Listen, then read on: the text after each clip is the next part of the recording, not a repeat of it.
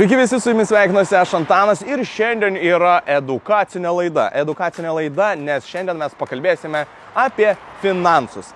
Pirmąją laidą darėm ir pirmojoje laidoje mes išsiaiškinom, kaip reikia pasipildyti savo portfelį ir aš papildžiau savo portfelį 500 eurų. Ta 500 eurų mes įsidėjom į taupiamąją sąskaitą. Ką tai reiškia? Tai kad mūsų pinigai nenuvertėja nuo infliacijos ir taip toliau. Jie tiesiog kaupiasi ir tu gauni tam tikrus ten procentus ir jie šiek tiek minimaliai vis kyla. Nuo sumos, aišku, priklauso.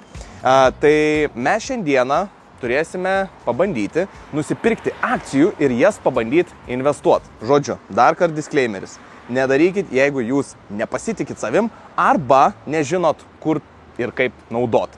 Todėl mes šiandien einame į studiją, vėl kalbėsime su Aleksandru ir Aleksandras man patars, parodys, kaip reikia pirkti, kur investuoti ir pasižiūrėsime, ką mes galim padaryti su tais 500 eurų.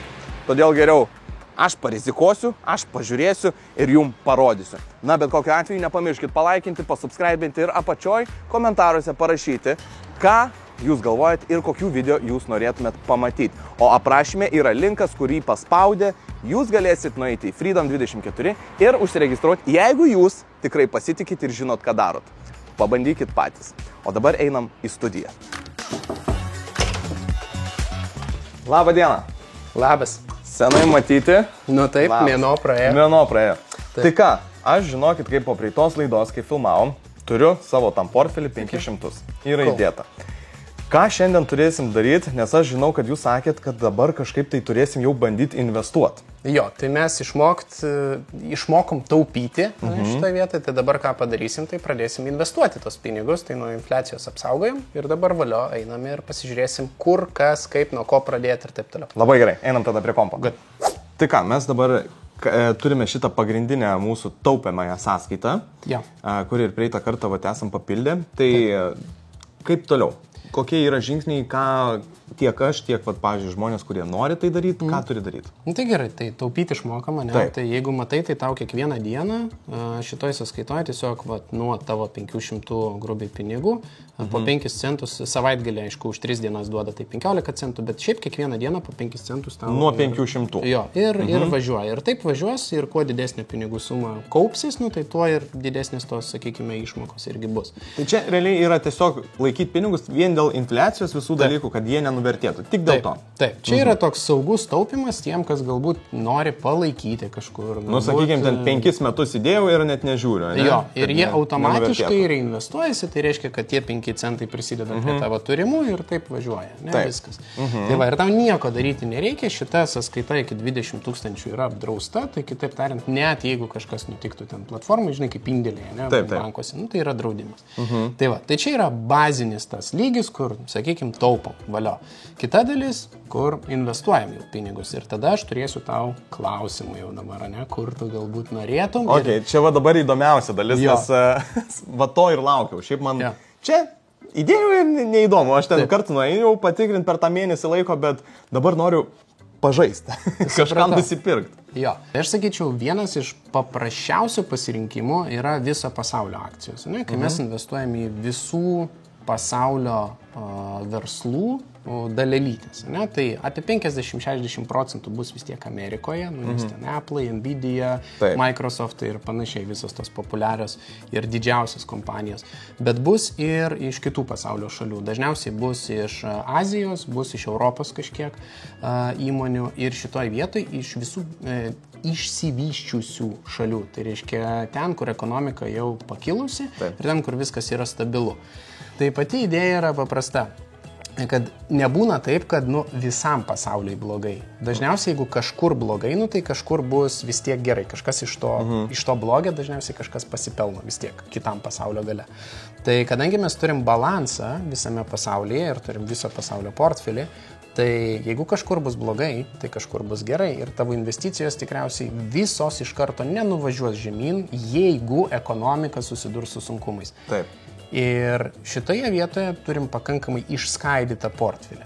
Natūralu su tuo ateina ir ribotas augimo potencialas. Aš taip ir suprantu, kad tada mažiau tu uždirbi. Jo, mažiau potencialiai gali rizikos, uždirbti, nes verslai yra susetapinti, jie daugiau mažiau žinomi, visos prognozės yra sąlyginai aiškios ir ką galima numatyti. Nu ir mes turime tą tvarų augimą. Taip, vieną variantą turim. Toliau. Bet čia kol kas aiškiai rizikos ir pelnas. Čia labai aišku. Čia yra, bet šitas skamba irgi labai mažai rizikos, nedaug irgi pelno, bet saugus variantas. Jo. Tada yra kitas variantas, tai yra, sakykime, visos 500 didžiausių Amerikos kompanijų. Čia jau mes turim koncentraciją į Ameriką, tai kitaip tariant, jeigu ten blogai, nu tai tada ir mums blogai. Tai va, ir nesvarbu, kaip visam kitam pasaulyje. Taip. Ne? Bet, aišku, tos kompanijos generuoja 1% visų savo pajamų iš kito pasaulio šalių, nu tai reiškia Facebookas, jis Amerikos kompanija, bet realiai jisai ir iš mūsų pelnosi, jeigu reklamą leidžia. Tai va, bet bendrai paėmus, jeigu Amerikai prastai, na tai ir mums prastai. Tai va, koncentracija didesnė, čia mes jau galim turėti šiek tiek didesnį pelną, mes galim per ateinančius 5 metus, sakykime, grubiai, padidinti savo kapitalą 2 kartus, bet rizika suvažiuoti į apačią yra apie 40% bendrai. Trečias variantas tai yra, sakykime, Nasdaq 100, tas populiariausias technologijų indeksas. Tai galbūt esi matęs reklamas, kad investuojam į technologijas, ten dirbtinį intelektą ir taip toliau, kad ten fondai uždirbo 200-300% per paskutinius, reiškia, 5 metus. Tai vad, ką mes turim, tai mes turim potencialą per ateinančius 5 metus padvigubinti, patrigubinti pinigus, na, plius minus tame režyje, 2,5 karto kartais padaryti. Bet mes galime kristi apie 50-60%, tai reiškia mūsų, sakykime, investuotas tas pats 100 eurų gali kristi iki ten 50, iki 40 net, bet teoriškai mes į kiekvieną 100 galim padvigubinti, patrigubinti per ateinančius 5 metus. Bet jeigu, sakykime, krenta, ane, visi šitie, tarkim, pinigai, tenai kažkokia krizė ir taip toliau. Ta dalis pinigų, kurią aš turėjau, jinai vis tiek išlieka, aš visų pinigų neprarandu, bet kokiu atveju. Taip, tai tarkime mes suinvestuojame, hipotetiškai paimkime 100 eurų. Taip. Tarkim. Tai jeigu pakrito ir tu parduosi, blogiausia, ką tu gali padaryti, tai yra fiksuoti nuostolį, tai yra parduoti tada, kada nukrito vertė. Taip. Prarasti visų suinvestuotų pinigų yra šansas tik tai tada, jeigu mes į fondus investuojam. Taip. Tik tai tada, kai visos esančios fonde kompanijos bankrutuoja. Gerai, dabar sakykim, kaip pavyzdys, aš turiu va tuos 500 eurų. Taip. Ar aš su tais 500 eurų galiu disponuoti ir nusipirkti, tarkim, tenai už kažkokią dalį fondų, už kažkokią dalį, ten, nežinau, nusipirkti akcijų. Būtent ne fondų, bet, nu, sakykim, Apple akciją. Taip. Galiu, ane? Arba taip. Ir šiandien galim šitą pabandyti? Galim nusipirkti Apple akciją, galim nusipirkti fondą, galim nusipirkti bet ką. Tai va, tai dabar klausimas. Po to, ką pateikiau iš šitų 3 variantų, kas tu labiausiai limpa? Tada aš labiau norėčiau pirkti tada paskutinį variantą, kurį sakei, apie tas technologijas visas ir tada pabandyti kažkokią tą akciją nusipirkti. Vieną akciją. Dabar, kalbant apie fondą, tai tiesiog noriu parodyti. Čia kažkoks fondas, kas čia? Jo, čia yra tas fondas, kur, sakiau, trečias mūsų pasirinkimas. Kaip matai, pavyzdžiui, per šiuos metus jisai plus 27% jau paaugo. Ne? Tai reiškia, jeigu mes būtume investavę praeitą, sakykime, rugpjūčio gale, praeitų metų rugpjūčio gale, tai dabar turėtume plus 27% nuo savo investicijos. Bet kaip matai, jinai svyruoja. Ne, bet štai čia, šitoje vietoje. Taip buvo bet čia normalu, iki 3,5, po to iki 18, jo. Ir čia yra normalu. Nėra didelė suma, bet su tai aš noriu pabandyti pažaisti. Tiesiog, va taip, pažiūrėti, kaip bus. Viskas gerai. Tai čia yra edukacija. Vadinasi, ne?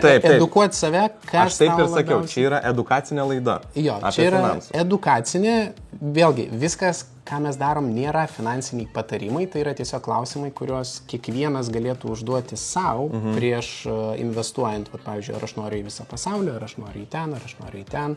Tai va, tai mes ką turėsim padaryti, tai iš šitos sąskaitos persivesti į savo prekybos sąskaitą. Nes čia yra taupomoji, mes turėsim ateiti į prekybos sąskaitą. Veskim visus pinigus į prekybos. Good, tai pinigai. Pinigai krito. Jo, pinigai sukrito. Real, kiek laukim? Kokias 30-40 sekundžių. Iki minutės. Tai va, tai dabar ką turim padaryti, tai surasti tą savo fondą, ne, kurį norėjom pirkti. Tai čia dabar yra fondas, kur yra daug įmonių, ne? Taip, kur yra 100 kompanijų, pagrindė technologinės, ne, tai apie kurį ir kalbėjom, kurį rodžiau. Tai tiksliausias būdas jį susirasti vertybinių popierių sąskaitoje yra štai šitas ISIN keiksmažodis, copy, dabar kiekis. Vienas kainuoja 15, ne? Taip, eurų. Vienas kainuoja 15 eurų, tai dabar...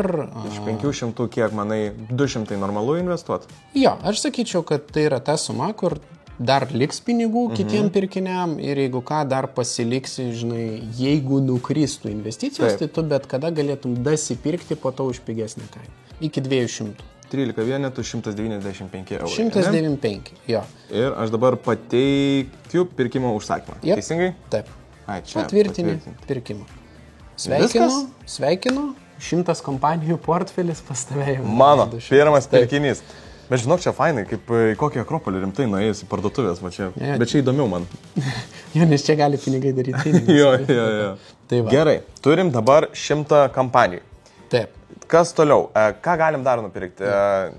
Kažką sakė apie nekilnojamą turtą. Taip. Tai... Noriu nusipirkti nekilnojamą turtą. Okay. Tai dabar mes galim pirkti fizinį NT, galim pirkti NT fondą, kuris valdo ten, sakykime, 10 000, 15 000 objektų visame pasaulyje ir kai jie sukolekcionuoja nuomą, jie dalį tų nuompinigių duoda mum. Tai dabar mes turime ateiti ir įvesti simbolį, jau tos kompanijos, jinai vadinasi O, taip ir vadinasi O, Realty Income Corp. Čia Amerikos, ne? Yra? Jo, čia yra ne tik Amerikos, jie turi po visą pasaulį. Jie turi ir Londone, turi ir Ispanijoje, turi ir Amerikoje, Australijoje net, man atrodo, turi. Tai tikrai paskaidė po pasaulį savo investicijas. Dabar tam, kad mes jį nusipirktume, reikės dviejų dalykų. Mes turim iškeisti dolerius dabar pinigus. Tai čia pirmas momentas. Klausimas, kiek norėsi akcijų nupirkti. Tai jeigu viena akcija kainuoja 61... Čia dolerį, ane? Taip, dolerį jau dabar. Nu, tai galim, kiek dar 300 liko, tai gal 2 akcijas kol kas nupirkim. Okay. Nežinau, 2, 3, kiek siūlai? Aš irgi sakyčiau 2, palaikykim, dar pažiūrėkim, ką mums atneš rugsėjis ir rinkimai Amerikoje, nes gali būti turbulencijų rinkose ir galim palikti šiek tiek pinigų. Jeigu rinka kristų, tai tu turėsi pasirinkimą arba nupirkti tą patį technologinį dalyką, arba nekilnojamo turto fondą dar vieną dasipirkti. Okay. Nu gerai, pasiliekim dar tada pinigų. Gerai. 2 vienetai, 124 beveik. Jo. Ir ką dabar aš pateikėm pirkimo užsakymą. Patvirtinam. Dabar kas vyksta, kadangi Amerikos birža atsidaro nuo 16:30 Lietuvos laikų ir užsidaro 11 vakare Lietuvos laikų, o mes turim 4 dabar valandą, tai tau nupirks, šitas užsakymas, pavedimas nuėjo, jis yra aktyvus, jis tau tikrai nupirks tik tai už pusvalandžio. Ai, bet nupirks, žodžiu, už pusvalandžio man jau įkris viskas, taip, ne? Viskas įkris automatiškai. Taip. Tai dabar sveikinu, tu esi laimingas savininkas 15 000 objektų, ne, visam pasaulyje, bendras savininkas. Ką jūs galvojate, aš nieko nepasieksiu. Va, ir dar turi 100 kitų kompanijų portfelį pas save. Faina, ne? Labai faina apsipirkinėti. Dar smagiau apsipirkinėti, kai supranti, ką pirki. Jo, šiaip jo. Ir dabar buvo smagu pirkti. Jo, tai tikrai smagu, aš siūlau tą daryti kartą per mėnesį, tiesiog kaip tokią rutiną. Žinau, atsidarai, pasižiūri portfelį, pasižiūri, kas įvyko, galbūt nori dar daugiau įdėti pinigų. Bet tikrai nereikėtų ten pastovi kiekvieną dieną žiūrėti, ten, kas ten nukrito, mano ten portfelis dar kažką. Ne. Palik ramybei, nupirkai ir tegul būna, ne? Jo, dabar palieki ramybei ir eini daryti savo darbų ir viskas. Ir tada susimatysim rugsėjį ir pažiūrėsim, kas gavosi. Jep. Tai tie, kas nori taip pat kaip Antanas, tai, žinau, nuorodą paliksim. Yra aprašyme, ja. Galit pabandyti, paspauskit, pasižiūrėkit ir patys išbandykit. Ja. Tik svarbiausia, užduokit tinkamus klausimus savo. Tai ką, viskas. Ačiū labai, kad žiūrėjot, pabandėm painvestuoti. Ačiū labai, Aleksandrui. Ačiū tau. Dar vis mokausi, dar vis nelabai daug ko suprantu, bet su Aleksandro pagalba tikiuosi, kad man čia viskas ir pavyks. Susitiksime už mėnesio, rugsėjo mėnesį pasižiūrėsime, kaip pinigai dirba ir kiek mes patys uždirbam iš šitų visų dalykų. Taip. Ačiū labai, kad žiūrėjot. Ir ačiū, kad žiūrėjot. Iki.